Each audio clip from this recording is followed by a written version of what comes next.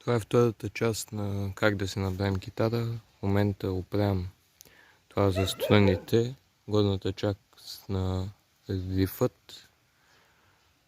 Залепнала е тази вечер, добре за сега. И днес ще правим пракчетата.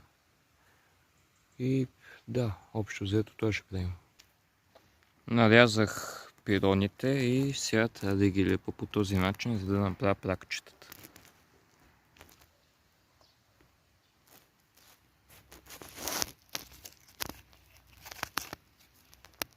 На това ще следят ключовете. И да. Продължавам.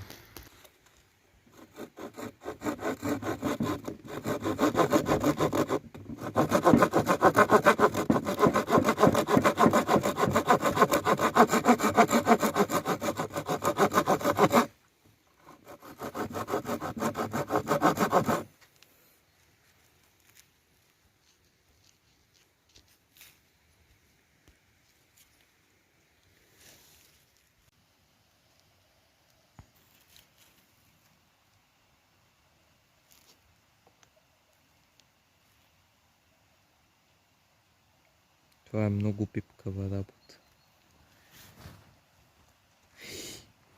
Деп.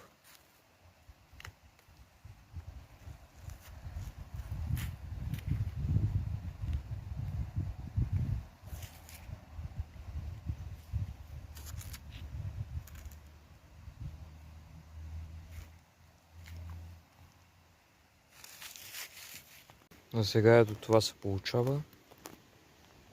Сложил съм горната част на грифът, после ще сложа ключовете. Тук съм направил дубнатини, където ще са струните. Тук после тате с плек ще ги мине пироните. И да.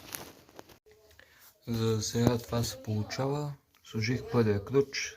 Провах я с струната на една от моята китара, защото се скъса и си взех нови.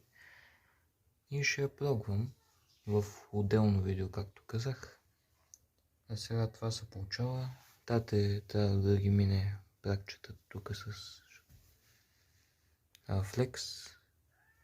Отзад залепих служих с ето така, за да държат ключовете. И да.